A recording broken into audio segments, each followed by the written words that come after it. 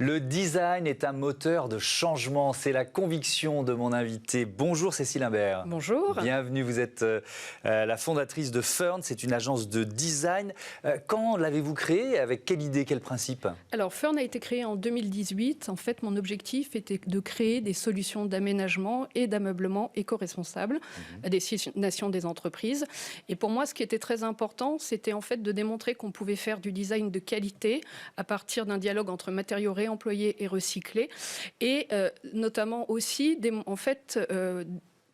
prouver aux entreprises que clairement on peut aujourd'hui éco-concevoir et mettre en place des modèles d'éco-conception. Oui, il y a un travail de pédagogie, effectivement, Exactement. de conviction. Pourquoi ce nom Fern, c'est un nom anglais, c'est ça, anglophone? Exactement, donc Fern, la signification en anglais est fougère, donc c'est pas forcément la notion de fougère, même si c'est l'une des plantes les plus anciennes au monde, mais pour moi c'était plus la symbolique liée notamment au Maui.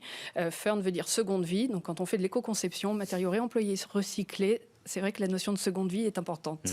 Le design moteur de changement, c'est vrai que c'est l'un de vos leitmotifs. Ça veut dire quoi? Ça veut dire que dès la conception d'un projet, il faut penser durabilité, économie circulaire? Exactement. En fait, aujourd'hui, on sait que 80% des impacts en fait, sur l'environnement sont liés en fait, aux premières étapes de conception. Donc nous, on a mis en place une méthodologie en fait, d'éco-conception qui est basée sur 4 piliers. Il y a la notion de matériaux. Aujourd'hui, on sait que 56% de l'empreinte carbone d'un bâtiment provient du choix des matériaux. Donc clairement, faire le choix de matériaux réemployés permet de réduire cette empreinte carbone.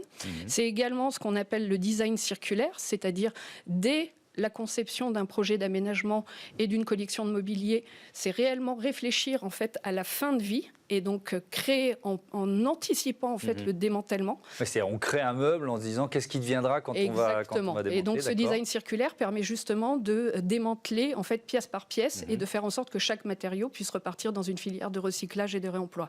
Ensuite, il y a la notion de fabrication. Donc là, il faut trouver en fait les artisans qui sont capables de travailler ces matériaux, et ça notamment parce que les matériaux réemployés et recyclés, c'est pas du produit industriel, donc il y a plus de contraintes et plus de travail. Et enfin, le dernier point, ce qui est très important aussi quand on fait un projet comme d'éco-conception, c'est la notion de fin de vie. Et donc pour nous, quand on arrive sur un nouveau projet, en fait, on récupère un existant. Et donc cet existant, il faut le traiter aussi déjà dans une filière d'économie circulaire.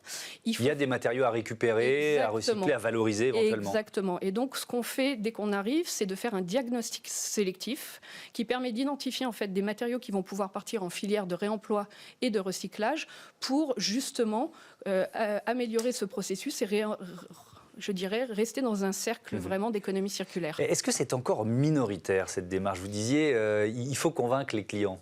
Il faut les convaincre. Aujourd'hui, contrairement à beaucoup de secteurs où on voit la réglementation comme une menace, aujourd'hui, que ce soit au niveau national ou au niveau européen, on a clairement un soutien. On a la loi économie circulaire en France qui vient justement, on va dire, presque contraindre les fabricants et le secteur de la construction à mettre en place en fait des mécanismes d'éco-conception et d'économie circulaire. Donc heureusement qu'il y a une pression réglementaire. Oui, et puis on retrouve ça aussi au niveau de l'Europe. On a le Green Deal européen et là aussi, clairement, l'économie circulaire, l'éco-conception sont clairement aujourd'hui poussées, favorisées par la réglementation. Et donc, on le sait, aujourd'hui, le secteur de la construction va avoir une obligation de plus en plus importante à passer sur des modèles d'éco-conception. Donc là, on a passé beaucoup de temps, il reste moins d'une minute, sur l'impact environnemental. L'impact social, vous l'intégrez aussi au projet? Oui, en fait, ce qui est très important pour nous, et c'est ça aussi qu'on a voulu développer, on est dans un contexte aussi de greenwashing. Parler d'éco-conception, c'est être capable de mesurer. Donc nous, dans nos projets, ce qu'on fait, c'est que justement, on mesure ces empreintes, ces impacts environnementaux.